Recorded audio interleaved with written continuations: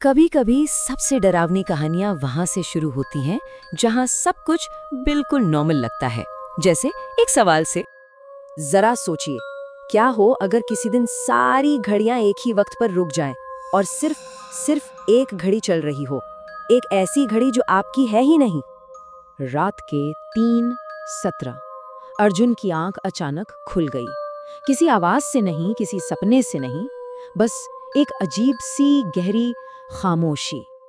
उसने अपना फोन उठाया। स्क्रीन पर वक्त था 3:17। उसने एक गहरी सांस ली और फिर दीवार पर लगी घड़ी की तरफ देखा। वहां भी 3:17। टेबल पर रखी घड़ी, लैपटॉप का कोना, हर जगह वक्त जैसे जम सा गया था। 3:17 पर उसने सोचा, शायद कोई ग्लिच होगा। और तभी उसकी नजर अलमारी के ऊपर रखी एक पुरानी धूल भरी घड़ी पर पड़ी। वो उसके दादाजी की घड़ी थी, सालों से बंद पड़ी थी। उसे तो रुकावा होना चाहिए था, पर वो चल रही थी और उसका वक्त था 3:18। बाकी सारी रुकी हुई घड़ियों से ठीक 1 मिनट आगे। अर्जुन धीरे से बिस्तर से उठा। जैसे ही उसने पहला कदम जमीन पे रखा, घड़ी की सुई आगे बढ़ी। टिक, वो रुक गया। घड़ी भी रुक गई। उसने फिर एक कदम बढ़ाया, घड़ी फिर चली। वो जब भी रुकता, घड़ी भी वहीं थम जाती। अर्जुन का गला डर से सूख गया था। उसे सबूत चाहिए था। उसने कांपते हाथों से अपना फोन निकाला, वीडियो रिकॉर्ड करने के लिए। कैमरा ऑन किया, मगर स्क्रीन पूरी काली थी और उस स्याही जैसे अंधेरे पर सिर्फ एक लाइन लिखी थी, वक्त तुम्हारे लिए नहीं है। उसने घबराकर लाइट का स्विच दबाया। कुछ नहीं हुआ। अंधेरा और भी घना हो गया और उस पुरानी घड़ी का वक्त अब था 3:21।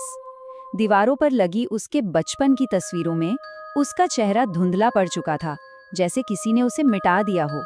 हर तस्वीर में सिर्फ एक चीज साफ थी, वही घड़ी। तभी उसे हल्के कदमों की आहट सुनाई दी। वो पलटा, वहां कोई नहीं था। घड़ी में 3:22 हो चुके थे। और फिर उसने वो सुना, किसी के सांस लेने की आवाज, बहुत धीमी, बिल्कुल उसके कान के पास। घड़ी से एक आवाज आई, टिक टिक की नहीं, एक बोलती हुई सर्द आवाज, तू वक्त से बाहर है अर्जुन। अर्जुन की दबी हुई चीख निकली, कौन हो तुम?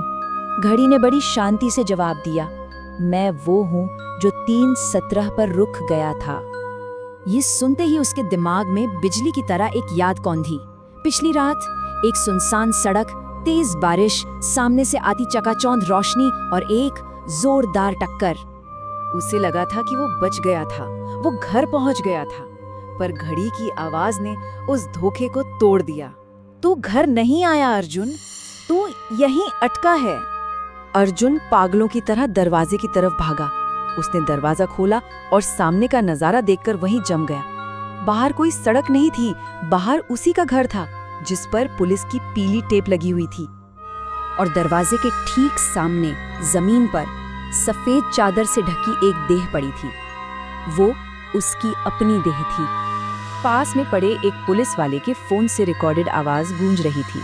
मृत्यु का समय सुबह 3:17। पीछे कमरे से घड़ी ने आखिरी बार टिक किया, 3:23, और वो सर्द आवाज फिर बोली, सिर्फ एक घड़ी चल रही थी अर्जुन, ताकि तुझे सच दिखा सके। अगली सुबह हुई। सब कुछ एकदम सामान्य था।